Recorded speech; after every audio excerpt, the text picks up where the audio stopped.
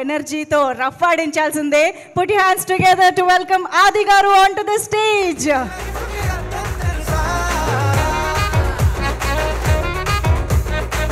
ఆది garu please welcome. Thank you so much. అందరికీ thank you అండి.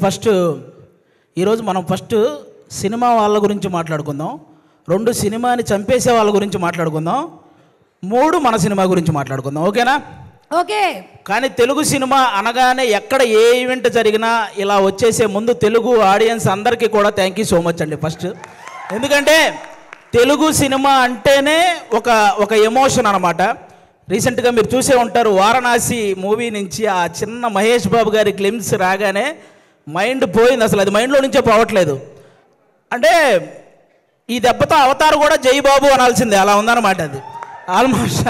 అంటే తెలుగు సినిమా అనగానే గౌరవంగా నమస్కారం పెట్టేలా చేసింది నందమూరి తారక రామారావు గారు, అక్కినేని నాగేశ్వరరావు గారు. అయితే తెలుగు సినిమా అనగానే గర్వంగా శాల్యూట్ కొట్టేలా చేసింది మెగాస్టార్ చిరంజీవి గారు. అయితే తెలుగు సినిమా అనగానే ప్రపంచంలో మనం ఏ మూలకు వెళ్ళినా నేను తెలుగునిరా అని ధైర్యంగా చెప్పుకునేలా చేసింది మాత్రం ఎస్ఎస్ రాజమౌళి గారండి. ఆయనకి నాన్ స్టాప్గా సక్సెస్ రావాలని మనస్ఫూర్తిగా కోరుకుంటున్నాను. ఇప్పుడు ఆ వారణాసి గురించి ఎందుకు మాట్లాడాల్సి వచ్చిందంటే, ఆ రోజు జరిగిన ఆ గ్లోబల్ ఈవెంట్ అంత సక్సెస్ అవ్వడానికి one of the main reason మన సుమగారికి నిజంగా అసలు మామూలు విషయం కాదు. అంటే అంత పెద్ద ఈవెంట్లో చిన్న అంతరాయం కలిగినా కూడా ఆవిడ మేనేజ్ చేసిన విధానం మాత్రం వేరే లెవెలు. అందుకే సుమగారికి ఒక్కసారి గట్టిగా క్లాప్స్ కొట్టాలి ఆ విషయంలో మాత్రం. అదొక్కటే కాదు, ఈ ప్రేమ అంటే సినిమా కంటే ముందు మీకు అసలు సుమ అంటే ఏంటో చెప్తాను మీకు. అసలు జనరల్గా మీరు Sukumar universe, Lokesh Kanagaraj universe, Sujeeth universe ఇవన్నీ చూసుంటారు కదా. కానీ సుమ యూనివర్స్ అనేది వీటన్నిటికంటే పెద్దది. ఎందుకంటే ఒక డైరెక్టర్ తన ముందు సినిమాకి తర్వాత వచ్చే సినిమాకి మధ్య ఒక లింక్ ఉంటే దాన్ని యూనివర్స్ అంటారు కదా. కానీ ఏ ఇండస్ట్రీకి సంబంధించిన ఏ డైరెక్టర్ సినిమా తీసినా ఆ సినిమాకి సుమ గారి యాంకరింగ్కి మధ్య ఒక లింక్ ఉంటుంది, దాన్నే సుమ యూనివర్స్ అంటారు. అందుకే ఆ యూనివర్సే అన్నిటికంటే పెద్దదనమాట. అసలు సుమ అనే పేరులోనే ఉంది. ఎస్ అంటే సక్సెస్ఫుల్గా, యు అంటే అల్టిమేట్గా, ఎం అంటే మీనింగ్ఫుల్గా, ఏ అంటే యాంకరింగ్ చేసేదే మన సుమ గారు. మామూలు విషయం కాదు. అంటే జనరల్గా ఒక తెలుగువాడిగా పుట్టి ఎక్కడో కేరళలో ఉన్న వాళ్ళ చేత మనవాడరా అనిపించుకున్న అల్లు అర్జున్ గారు ఎంత గ్రేటో, ఒక కేరళ అమ్మాయిగా పుట్టి తెలుగు వాళ్ళందరి చేత మన అమ్మాయిరా అనిపించుకున్న సుమగారు కూడా అంతే గ్రేట్ అబ్బా. అంటే తను ఒక కూతురుగా వాళ్ళ అమ్మను బాగా చూసుకుంటూ, ఒక భార్యగా తన భర్తను బాగా చూసుకుంటూ, అలాగే ఒక తల్లిగా తన కొడుకు కూతుర్ని బాగా చూసుకుంటూ, ఒక యాంకర్గా ఇంతమందిని ఎంటర్టైన్ చేస్తూ బాగా చూసుకుంటుందంటే అది మామూలు విషయం కాదు. అందుకే ఆవిడకి నేను అంత పెద్ద ఫ్యాన్ అనమాట. నేను సుమగారికి, నేను సినిమాల్లో మీ అందరికీ తెలుసు పవన్ కళ్యాణ్ గారి ఫ్యాన్ అని, కానీ టీవీలో నాకు బాగా ఇష్టమైన యాంకర్ సుమగారు. నేను ఆవిడకి ఫ్యాన్, నేను అందుకు ఫ్యాన్ అనమాట.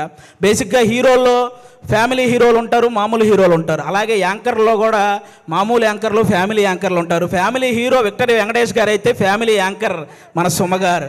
అంటే తెలుగు సినిమా ఇండస్ట్రీకి అమ్మాయిలు రావాలంటే ఎక్స్పోజింగ్ చేయాలి, లేకపోతే కమిట్మెంట్ ఇవ్వాలి, ఇలాంటి తప్పుడు ప్రచారాలు చేస్తూ చాలామంది చెప్తుంటారు. కానీ టాలెంట్ ఉంటే అవేం చెయ్యక్కర్లేదు అని నిరూపించినటువంటి మహిళ మన సుమగారు. అంటే మెగాస్టార్ చిరంజీవి గారిని చూసి ఎంతమంది అబ్బాయిలు అయితే ఇన్స్పిరేషన్గా తీసుకొని ఇండస్ట్రీకి వచ్చారో, అలా సుమగారిని ఇన్స్పిరేషన్గా తీసుకొని ఇండస్ట్రీకి వచ్చిన అమ్మాయిలు చాలామంది ఉన్నారు. ఆ విధంగా కూడా ఆమెకి హ్యాట్స్ ఆఫ్ చెప్పుకోవాలి. ఒక ఈవెంట్ అంటే ఆల్మోస్ట్ 4 గంటలు నిలబడి ఆవిడ ఒక్కటే ఎంటర్టైన్ చేస్తూ ఉంటుంది. అలాగే ఒక టీవీ షో చేయాలంటే ఆల్మోస్ట్ 14 గంటలు నిలబడాలి. అంటే ఈవెన్ లేడీస్ ప్రాబ్లమ్స్ ఉన్నా కూడా ఆ పెయిన్ ఫేస్ మీద తెలియకుండా ఇంతమందిని ఎంటర్టైన్ చేస్తూ వస్తుంది. అంటే తను నిలబడి ఒక షోని నిలబెట్టగలిగే ఏకైక యాంకర్ మన సుమగారు. ఆల్మోస్ట్ ఇప్పుడు కాదు, 91లో వచ్చారండి. 91 నుంచి, అంటే 34 సంవత్సరాల నుంచి నాన్ స్టాప్గా మనందరినీ ఎంటర్టైన్ చేస్తూ తన ప్రమోషన్స్తో ఎన్నో సినిమాలను సక్సెస్ చేసిన సుమగారికి కూర్చొని కాదు, ఒక్కసారి అందరూ స్టాండింగ్ ఓవేషన్ ఇచ్చి క్లాప్స్ కొట్టాలని మనస్ఫూర్తిగా కోరుకుంటున్నాను. సీరియస్లీ అసలు అంటే నాకు ఇష్టమైన హీరోలకి, కమెడియన్లకి, డైరెక్టర్లకి, వీళ్ళందరికీ చాలామందికి పద్మశ్రీ అలాగే పద్మభూషణ్ ఇలాంటి అవార్డులు మీరు రావటం చూశారు. అవన్నీ మనకు కూడా చాలా హ్యాపీనెస్ని ఇచ్చాయన్నమాట. తన ప్రొఫెషన్లో ఇంతమందిని ఎంటర్టైన్ చేస్తూ ఇంతమంది చేత ఒక గౌరవం దక్కించుకున్నటువంటి సుమగారికి కూడా అలాంటి అరుదైన గౌరవం దక్కాలని నేను మనస్ఫూర్తిగా కోరుకుంటున్నాను. నిజంగా థ్యాంక్ యూ సో మచ్ సుమగారు. మీతో పాటు ఈ సినిమాలో చేయడం నిజంగా మా అందరి అదృష్టం. అది నేను షోల్లో చాలాసార్లు అప్పుడప్పుడు ఈవెంట్స్లో చేశాను, కానీ ఒక ఫుల్ ప్లెడ్జ్డ్గా ఎప్పుడూ మీతో పాటు ఒక ట్రావెల్ చేయలేదు. ఈ సినిమాలో చేయగలిగాను కాబట్టి నిజంగా థ్యాంక్ యూ సో మచ్ అండి దానికి. Thank you. ఇప్పుడు అది ఒక్కటే మాట, అంటే నేను మళ్ళీ మీ మీద పని చేస్తే ఈ సీరియస్నెస్ అంతా పోతుంది. సో నేను దీన్ని చాలా సీరియస్గానే తీసుకుంటున్నాను. అండ్ అలాగే అది అయిపోయింది కాబట్టి టాపిక్ వెనకాల వచ్చింది మా అక్క అనుకున్నారు, మా అమ్మ. మీ అమ్మగారు? అవును, యంగ్ అండ్ డైనమిక్. అది థ్యాంక్ యూ సో మచ్ అండి. అలాగే ఇప్పుడు మనం సినిమా వాళ్ళ గురించి మాట్లాడుకున్నాం, ఇప్పుడు సినిమాని చంపేసే వాళ్ళ గురించి మాట్లాడుకుందాం, ఓకేనా? బేసిక్గా సినిమా ఇండస్ట్రీలో ఉన్న పెద్ద పెద్ద వాళ్ళందరికీ ఒకే ఒక్క ఇదండి, ఎవరైతే సినిమా ఇండస్ట్రీలో రైటర్స్ ఉంటారో వాళ్ళని మాత్రం ఇంకొంచెం కేరింగ్గా ఇంకొంచెం వాల్యూ ఇవ్వాలని వాళ్ళకి నేను మనస్ఫూర్తిగా కోరుకుంటున్నాను. ఎందుకంటే రైటర్ అంటే వాడు ఇచ్చింది తీసుకుంటూ చెప్పింది రాసుకుంటూ వెళ్ళిపోతాడనే ఒక చిన్న ఆలోచన నుంచి రైటర్ అనేవాడు ఒక్కసారి నాకు ఎందుకులే అనుకుంటే ఇండస్ట్రీలో ఎవ్వరికీ పని ఉండదు అనే ఒక పెద్ద ఆలోచన చేయాలని నేను మనస్ఫూర్తిగా కోరుకుంటున్నాను. ఎందుకంటే సినిమా ఇండస్ట్రీకి రైటర్ అనేవాడే ఒక హార్ట్ లాంటి వాడు. గుండె కొట్టుకోకపోతే ప్రాణం పోద్ది, అలాగే రైటర్ అనేవాడు పెన్ను పట్టుకోకపోతే ఖచ్చితంగా సినిమా పోద్ది. అందుకే రైటర్లందరినీ ఒక్కసారి సినిమా ఇండస్ట్రీలో ఉన్న రైటర్లందరినీ గ్యాదర్ చేసి వాళ్ళ కష్టసుఖాలు తెలుసుకొని వాళ్ళకు ఒక నూతన ఉత్సాహాన్ని ఇస్తే ఆటోమేటిక్గా మంచి సినిమాలు వస్తూ ఉంటాయి. ఎందుకంటే 1000 కోట్లకు సంబంధించిన వారణాసి లాంటి ప్రాజెక్ట్ రాయగలిగిన రైటర్లు కూడా మన దగ్గర ఉన్నారు, కానీ కనీసం వాళ్ళ అమ్మకి 1000 రూపాయల మందులు కొనుక్కునే స్థితి కూడా లేక వాళ్ళ టాలెంట్ అలాగే వెనకపడిపోతూ ఉంది. అలా రైటర్స్ అందరినీ ఒక్కసారి గ్యాదర్ చేసి వాళ్ళకు ఒక నూతన ఉత్సాహం ఇవ్వాలని సినిమా ఇండస్ట్రీ పెద్దవాళ్ళందరికీ నేను ఒకసారి మనస్ఫూర్తిగా కోరుకుంటున్నాను. అలాగే మీరందరూ గమనిస్తే ఆల్మోస్ట్ సంవత్సరానికి 150-200 సినిమాలు రిలీజ్ అయితే పట్టుమని 10 సినిమాలు కూడా ఆడట్లేదు సినిమా ఇండస్ట్రీలో. అంటే సినిమాలేమో ఆకాశంలో చుక్కల్లాగా లెక్కబెట్టలేనని వస్తున్నాయి, హిట్లు మాత్రం మన చేతికున్న వేలలాగా లెక్కబట్టగలిగే అన్ని కూడా రావట్లేదు. అంటే దానికి అంటే ఏదైతే ఎంత కష్టం వచ్చినా నిలబడ్డ ఆ 4 ప్రొడ్యూసర్లు వాళ్ళ సంగతి పక్కన పెడితే ఎంతమంది ప్రొడ్యూసర్లు ఇలా వచ్చి మళ్ళీ అలా ఊరెళ్ళిపోతున్నారో మీకు తెలియదు. అంటే కొన్ని 100 కోట్ల నష్టం అవి భరించలేక మళ్ళీ తెచ్చుకున్న పరువును కాపాడు కోసం ఆ ఇస్త్రీ చొక్కాలు వేసుకొని ఈఎంఐలు కడుతూ ఉన్న ప్రొడ్యూసర్లు ఇంకా చాలామంది ఉన్నారు. అంటే దేనికంటే ఇదంతా ప్రతి ఒక్కడు ఏదో ఒక సలహా ఇచ్చేయడమే. మలయాళంలో మంజుమాల బాయ్స్ అని ఒక సినిమా చూసి అలాంటి సినిమా మన వాళ్ళు ఎందుకంటే తీరండి అని, పోనీ అలాంటి సినిమా మన వాళ్ళు తీస్తే అందులో ఐటమ్ సాంగ్ పెట్టలేదని ఏడుస్తారు. పోనీ ఏదో ఫ్రెష్ కంటెంట్ ఉండాలి కదండి, ఫ్రెష్ కంటెంట్ కావాలి కదండి, ఫ్రెష్ కంటెంట్ తీసి రిలీజ్ చేస్తే రిలీజ్ రోజు ఫ్లాప్ చేసేసి రిలీజ్కి వచ్చి పాటలు పాడుతుంటారు. రూబా రూబా సదాశివ సన్యాసి ఇలా పాడేస్తుంటారు రిలీజులకు వచ్చి. రిలీజ్ రోజు మనకి ఏం తెలియదు. అలా అంటే ఆ విధంగా ఎవరికి వాళ్ళు సలహాలు ఇచ్చేసి ఆ సినిమాని ఏదో రూపంలో చంపేస్తూ వస్తున్నారు. దానివల్ల ఎక్కువ నష్టం ప్రొడ్యూసర్లకే జరుగుతుంది. వీటన్నిటికంటే ఏదైతే కొన్ని సంవత్సరాల నుంచి మన తెలుగు సినిమాకి బొమ్మ చూపించిన ఐబొమ్మ అనేది ఒకటి ఉందో ఆ దరిద్రం ఇప్పటితో అయితే పోయింది. కానీ దానికంటే పెద్ద దరిద్రం ఏముందంటే సోషల్ మీడియాలో వచ్చే నెగిటివిటీ. అంటే లెజెండరీ యాక్టర్స్ దగ్గర నుంచి ఇప్పుడిప్పుడే ఎదుగుదామని వస్తున్న ప్రతి యాక్టర్ మీద కూడా సోషల్ మీడియాలో విపరీతమైన నెగిటివిటీ. అది కొంతమందికి ఇప్పుడు నాలాంటి వాడు మీరు చేశారనుకో నాకు పెద్ద బాధ ఏమి ఉండదు, నేను మా ఇంట్లో అమ్మా నాన్నలకి నేను చెప్పుకోగలను, అవేం పర్లేదు నేను చూసుకుంటాను. కానీ కొంతమంది అందరికీ అలా ఉండదు. కొంతమంది వాళ్ళ పేరెంట్స్ సెన్సిటివ్ అయి ఉండొచ్చు, ఆ పర్టికులర్ యాక్టర్ సెన్సిటివ్ అయి ఉండొచ్చు. అలా ట్రోల్ చేయడం వల్ల వాళ్ళు మనస్తాపానికి గురైపోయి ఖచ్చితంగా వాళ్ళు చేసే ప్రాజెక్టుల విషయంలో కానీ వాళ్ళు చేసే పనుల విషయంలో కానీ వెనకపడుతూ ఉంటారు. అది మీరు గమనించాలి. నేను ఓన్లీ ఏదో చిన్న చిన్న వాళ్ళ గురించి చెప్పట్లేదు, మన తెలుగు సినిమాని ఆల్మోస్ట్ మన దేశాన్ని తలెత్తుకునేలా చేసిన రాజమౌళి గారు లాంటి వాళ్ళే ఒక పోస్టర్ వదిలితే దాని మీద ట్రోల్ చేసి ఆయన్ను కూడా తలదించుకునేలా చేస్తున్నాం.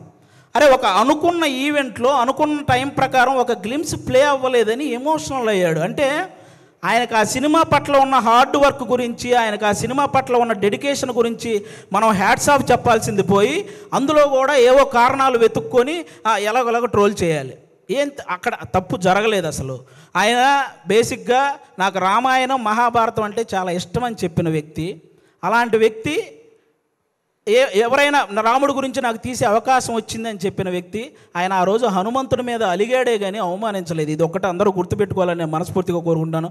ఒకరు కాదు, సినిమా కోసం ఎన్టీఆర్ గారు సన్నబడితే ఆయన మీద ట్రోలింగ్, మన బాలకృష్ణ గారు మాట్లాడితే ట్రోలింగ్, అల్లు అర్జున్ గారు నవ్వితే ట్రోలింగ్, సాయి ధర్మ తేజ్ గారు యాక్సిడెంట్ అయ్యి ఆయనకు మాట్లాడడానికి ఇబ్బందిగా ఉంటే దాని మీద కూడా ట్రోలింగ్. అరే మనం బయట దేశాలకు వెళ్తే జస్ట్ మనం బాహుబలి అంటే కానీ ఓ మీరు ఇండియనా అనే పరిస్థితి ఉండదు. అలాంటి ప్రభాస్ గారి లుక్స్ మీద ట్రోలింగ్, రామ్ చరణ్ గారి చికిరి చికిరి అనే సాంగ్ పక్క దేశాల వాళ్ళు కూడా రీల్ చేస్తున్నారు. అలాంటి ఆ స్టెప్పుల మీద ఇక్కడ ట్రోలింగ్. ఒకరు కాదు, విజయ్ దేవరకొండ గారి మీద మన ఇండస్ట్రీ వాళ్ళే ట్రోలింగ్. అంటే ఒక వ్యక్తి ఇంకా అంతకు మించి ట్రోలింగ్, అంత మానసికంగా ఒక వ్యక్తిని కుంగవేయాల్సిన పనే ఉంది. ఇప్పుడు బాహుబలి, RRR, పుష్ప ఎలాగో ఒక వర్గానికి అర్జున్ రెడ్డి లాంటి సినిమా కూడా అలాగే. అతనికి బౌన్స్ బ్యాక్ అయ్యే టైం కూడా ఇవ్వకుండా అతని మీద అంత ట్రోల్ చేస్తూ ఉంటే అతను ఎంత ఇబ్బంది పడతాడో ఆలోచించాలి. ఒక శ్రీలీల అని ఒక తెలుగు అమ్మాయి ఇక్కడి నుంచి బాలీవుడ్, తమిళనాడు ఇలా వెళ్ళి అన్ని ఇండస్ట్రీల్లో వర్క్ చేస్తుంటే ఆ అమ్మాయి డ్యాన్స్ చేస్తుంది కానీ యాక్టింగ్ పెద్ద. ఇప్పుడు భగవంత్ కేసరి అనే సినిమా నేషనల్ అవార్డు దృష్టికి వెళ్ళిందంటే బాలకృష్ణ గారి పర్ఫార్మెన్సు, అలాగే అనిల్ రావుపూడి గారి కథతో పాటు శ్రీలీల గారి పర్ఫార్మెన్స్ కూడా వన్ ఆఫ్ ద రీజన్ కదా. అలాంటి అమ్మాయిని అంత బ్లేమ్ చేయడం ఏంటి? ఒకటిగా మెగాస్టార్ చిరంజీవి గారి మీద డీప్ ఫేక్ AI వీడియోలు చేశారబ్బా. ఇంతకంటే దరిద్రం ఏమైనా ఉంటుందా? నాకు తెలిసి ఆయన రికార్డులు కొట్టిన పోస్టర్లు గోడల మీద పడేటప్పుడు ఆ ట్రోలింగ్ చేసినోడు వాళ్ళ అమ్మ కడుపులో కూడా పడి ఉండడు. అలాంటి వ్యక్తులు వాళ్ళు. ఆయన 3 దశాబ్దాలు 1వ నంబర్ పొజిషన్లో ఉన్నప్పుడు వీడికి అసలు ఒకటంటే ఇలా ఉంటుందని కూడా తెలియదు. మన తుఫాన్ వచ్చిన ఆయన సినిమాల కోసం మనం పరిగెత్తుకుంటూ వెళ్తున్నప్పుడు వాడికి నడవటం కూడా వచ్చి ఉండదు. అలాంటి వాడు వచ్చి మెగాస్టార్ చిరంజీవి గారి మీద ట్రోల్స్. అరే మెగాస్టార్ చిరంజీవి గారు ఒక స్టేట్కో ఒక క్యాస్ట్కో సంబంధించిన వ్యక్తి కాదు, ఒక దేశం గర్వించదగ్గ వ్యక్తి మెగాస్టార్ చిరంజీవి గారు. అలాంటి వ్యక్తి మీద ట్రోలింగ్. ఈ ట్రోలింగ్ ఎందుకు, వీటి వల్ల సినిమా ఎందుకు చనిపోతుంది అంటున్నానంటే, నేను హీరోల మీద ట్రోలింగ్ చేయడం వల్ల, ఇంతమంది స్టార్ హీరోల మీద ట్రోలింగ్ చేయడం వల్ల రేపొద్దున తెర మీద వాళ్ళు హీరోయిజం చూపించినా అది చాలా కామెడీగా అయిపోతుంది నార్మల్ జనాలకు చూసే వాళ్ళకి. అందుకే ఆ హీరోయిజం ఫెయిల్ అవుతుంది కాబట్టే సినిమాలు ఫెయిల్ అవుతున్నాయి. అరే 100 కోట్లు ఖర్చు పెడుతున్న ప్రొడ్యూసర్లు ఒక పక్క ఒక సినిమా హిట్ అయితే ఇంటికెళ్ళి మా అమ్మ నాన్నకు చెప్పుకుంటామని వెయిట్ చేస్తున్న డైరెక్టర్లు, ఒక సక్సెస్ వస్తే కానీ ఇంకో సినిమాలో మళ్ళీ కంటిన్యూ చేయరు అని ఆశపడే టెక్నీషియన్స్, అరే ఫ్యామిలీస్ని వదిలేసి అభిమానుల కోసం హిట్ ఇవ్వాలని చెప్పి కష్టపడుతున్న హీరోలు, ఒక సినిమా హిట్ అయితేనే జీతం పెరుగుతుందని ఆశించే సినిమా కార్మికులు, ఇంతమంది కష్టాన్ని ఒక చిన్న నెగిటివిటీ ట్రోలింగ్తో మీరు కంప్లీట్గా దాన్ని చంపేస్తున్నారు. ఒక్కరు కాదండి, అసలు ట్రోలింగ్ అంటే ఇప్పుడు మీరు బ్రహ్మానందం గారి రియాక్షన్స్తో మీరు ట్రోల్ చేస్తారు, అవి మేము కూడా నవ్వుకుంటాం, అందరూ నవ్వుకుంటారు. కానీ ట్రోలింగ్ అనేది నవ్వుకునేలా ఉండాలి కానీ నవ్వుల పాలు చేసేలా ఉండకూడదని ఒకసారి ఆ చేసే వాళ్ళకి నేను మనస్ఫూర్తిగా కోరుకుంటున్నాను. అలా ఇంకెప్పుడూ కూడా ఇంతమంది లెజెండ్స్ ఎంతో సాధించి ఇక్కడ వరకు వచ్చారు, వాళ్ళని అంత ఈజీగా నెగిటివ్ చేసే ప్రయత్నం చేయకండి అని వన్స్ అగైన్ నేను మనస్ఫూర్తిగా కోరుకుంటున్నాను. అలాగే ఇప్పుడు వాళ్ళకి చెప్పేశాను కాబట్టి చాలు. అలాగే కొంతమంది ఇంకా రివ్యూవర్స్ ఉన్నారు, వాళ్ళకు కూడా కొంచెం చూసుకొని చెయ్యాలని వాళ్ళకి మనస్ఫూర్తిగా కోరుకుంటున్నాను. చాలామంది మంచి రివ్యూవర్స్ ఉన్నారు, సినిమా గురించి చాలా బాగా చెప్తారు, సినిమా గురించి బాగా చెప్పి ఈ సినిమా నచ్చితే మంచి హైప్ ఇస్తారు, నచ్చకపోతే ఇందులో ఈ నచ్చిన విషయాల కోసం మీరు వెళ్ళొచ్చు అని చెప్తారు. అలా చెప్తే చాలా బాగుంటుంది. అంతేగాని సినిమా మీద వెటకారం చేస్తూ రివ్యూలు ఇస్తుంటారు. వాళ్ళకి అర్థం కాని విషయం ఏంటంటే ప్రొడ్యూసర్లు ఎంత నష్టపోతున్నారో ఒకసారి ఆలోచించాలని మనస్ఫూర్తిగా కోరుకుంటున్నాను. ఇక మా ప్రేమంటే సినిమాలో, ముఖ్యంగా మా ప్రేమంటే సినిమాలో మా ప్రియదర్శి బ్రదర్ ఇందాక నాగ చైతన్య గారు చెప్పినట్టే వర్స్టైల్ యాక్టర్, అసలు మామూలుగా కాదు. అతను ఏ సినిమా పట్టుకుంటే ఆ సినిమా లక్కీ అన్నట్టు మారిపోయింది. బలగం చూసినప్పుడు కానీ, అతను కోర్టు సినిమా చూసినప్పుడు కానీ, మల్లేశం చూసినప్పుడు కానీ, సారంగపాణి జాతకం సినిమా చూసినప్పుడు కానీ అతని పర్ఫార్మెన్స్ ఎప్పటికప్పుడు వేరియేషన్స్ చూయించుకుంటూ వస్తూ, అంటే చాలామంది ప్రొడ్యూసర్లకి ప్రియదర్శి ఇలాంటి వాడితో సినిమా తీస్తే మనం తక్కువ బడ్జెట్ పెట్టుకోవచ్చు, ఎక్కువ లాభాలు పొందొచ్చు అనే ఫీలింగ్ అతని మీద ఉంది. కాబట్టి అలాంటి ప్రియదర్శి గారు, మన ఆనంది గారు ఇక్కడ చెన్నై, తమిళ్లో రెండిట్లో కూడా ఆవిడ చాలా పాపులారిటీ సాధించిన అమ్మాయి, మన తెలుగు అమ్మాయి. చాలా ముచ్చటగా ఉంటుంది చూడడానికి. ఆనంది గారు ఎక్కడ పర్ఫామ్ చేసినా, ఏ సీన్ చేస్తున్నా అలా చూస్తుండిపోవాలనిపిస్తుంది. మన ఆనందిని ప్రియదర్శిని హీరోయిన్లు అనడం కంటే కూడా వాళ్ళిద్దరిని పర్ఫార్మర్లు అనడం అనేది చాలా నాకు అది చాలా బాగుంటుంది అనిపిస్తుంది. ఎందుకంటే అంత బాగా పర్ఫామ్ చేస్తారు. వాళ్ళిద్దరికీ కూడా థ్యాంక్ యూ సో మచ్. మా నవనీత్ బ్రదర్ డెబ్యూ డైరెక్టర్, మీరందరూ ఆ నవనీత్ బ్రదర్ని ఎంకరేజ్ చేయాలి. ఒక డెబ్యూ డైరెక్టర్కి ఎన్నో కళలు ఉంటాయి, ఆ కళల్ని మీరు సాకారం చేయాలని ప్రేక్షకులందరినీ మనస్ఫూర్తిగా కోరుకుంటున్నాను. ఈ నవంబర్ 21న థియేటర్లోకి అందరూ వెళ్ళి మా ప్రేమంటే సినిమా చూసి ఎంజాయ్ చేయాలని వన్స్ అగైన్ అందరికీ థ్యాంక్ యూ సో మచ్ ప్రేక్షకులందరూ థ్యాంక్ యూ. పిలుస్తా నేను ఆవిడ ఆవేశపడుతున్నారు వచ్చేద్దామని. అంటే టైం అయిపోయింది అందుకని. అర్థమైంది. థ్యాంక్ యూ సో మచ్ అండి. థ్యాంక్ యూ సో మచ్ ఆది గారు. That was so beautiful. And